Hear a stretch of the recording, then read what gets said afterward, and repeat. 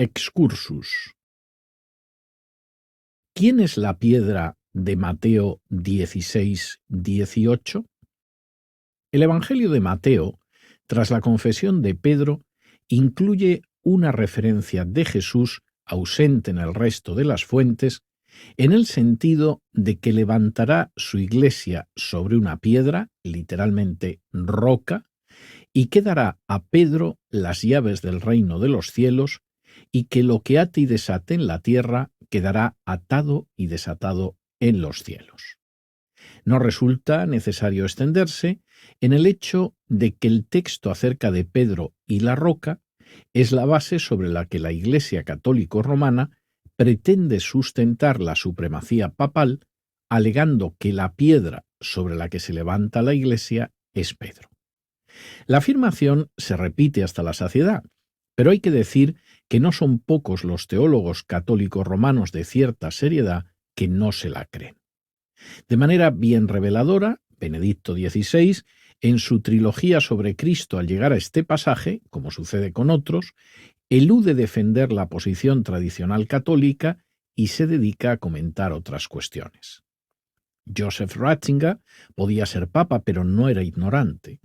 Y desde luego no ignoraba lo que sabe cualquier exégeta medianamente riguroso, y es que el texto de Mateo 16-18 no se puede utilizar honradamente para sustentar el papado por varias razones más que sólidas.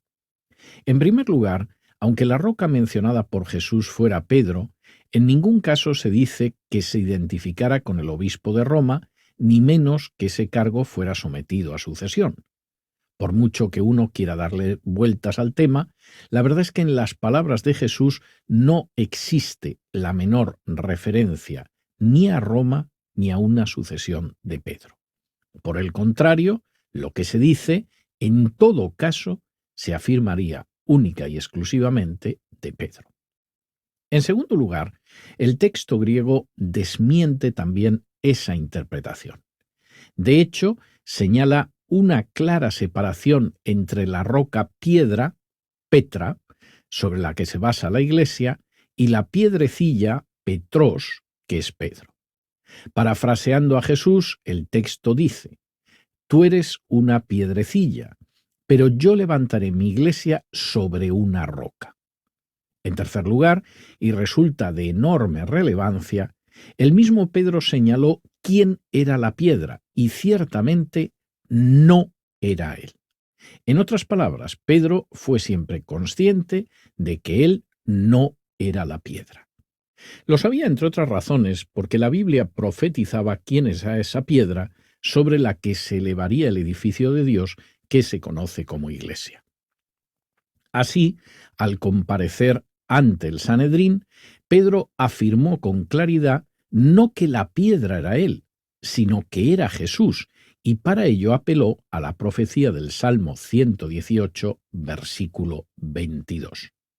En el libro de los Hechos de los Apóstoles, capítulo 4, y versículos del 10 al 12, podemos leer lo siguiente: «Sabed todos vosotros, y todo el pueblo de Israel, que en el nombre de Jesucristo de Nazaret, a quien vosotros crucificasteis, y a quien Dios resucitó de entre los muertos, por él éste se halla aquí sano delante de vosotros.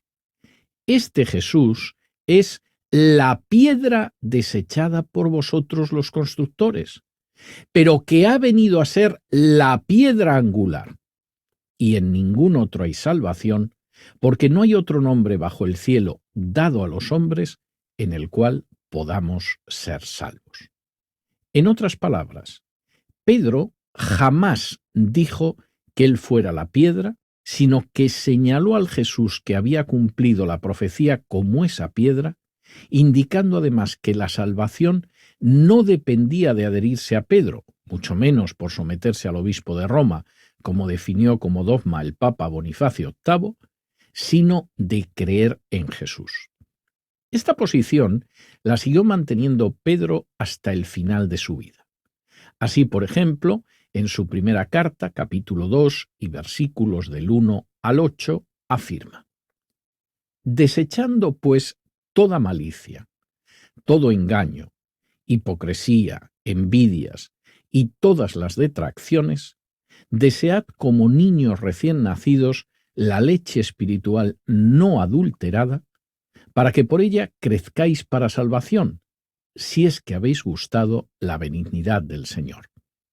Acercándoos a Él, piedra viva, desechada ciertamente por los hombres, mas para Dios escogida y preciosa, vosotros también, como piedras vivas, sed edificados como casa espiritual y sacerdocio santo, para ofrecer sacrificios espirituales aceptables a Dios por medio de Jesucristo. Por lo cual, también contiene la Escritura: He aquí, pongo en Sión la principal piedra del ángulo, escogida, preciosa, y el que creyere en él no será avergonzado. Para vosotros, pues, los que creéis, él es precioso. Pero para los que no creen, la piedra que los edificadores desecharon ha venido a ser la cabeza del ángulo, y piedra de tropiezo y roca que hace caer, porque tropiezan en la palabra, siendo desobedientes, a lo cual fueron también destinados. Las palabras de Pedro son dignas de reflexión. La piedra no es él, sino Cristo. A lo sumo, los demás creyentes, como él mismo, son piedrecitas que se acercan a esa piedra que es el Mesías. La afirmación de Pedro resulta de especial relevancia porque implica el cumplimiento de dos profecías. La primera ya la citó Pedro en su respuesta al Sanedrín y está en el Salmo 118. La segunda se encuentra en el capítulo 8, versículo 14 del profeta Isaías y se refiere al mismo Dios. En otras palabras, la piedra sobre la que se levanta el edificio de Dios, la Iglesia, no es un simple ser humano, sino el mismo Jehová, el Dios manifestado desde el principio y encarnado en Cristo.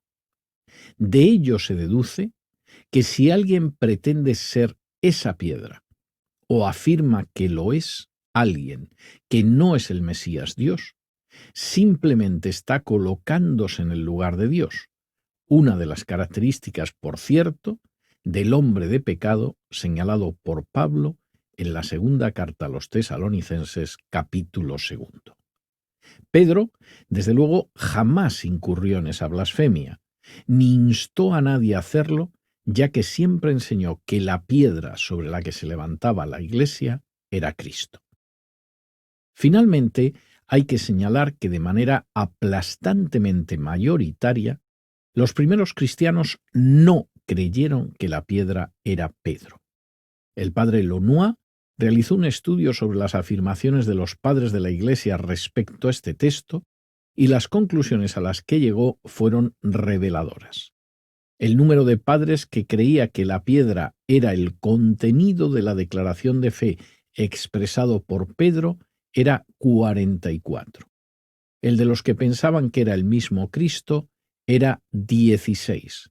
El de los que pensaban que era Pedro era tan solo 17, y el de los que pensaban que era la fe de todos los apóstoles se reducía a 8. Las distintas opiniones dicen mucho sobre que la posición que identificaba la piedra con Pedro era muy minoritaria, pero incluso en esos casos no implicaba ni sucesión, ni mucho menos sucesión a través del obispo de Roma.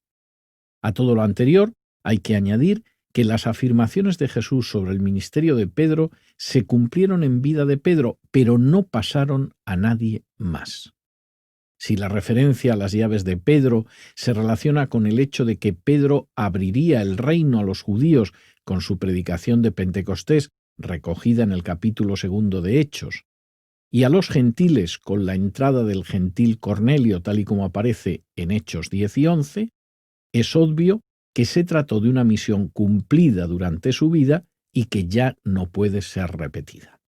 En cuanto al hecho de atar y desatar, ni siquiera fue exclusivo de Pedro.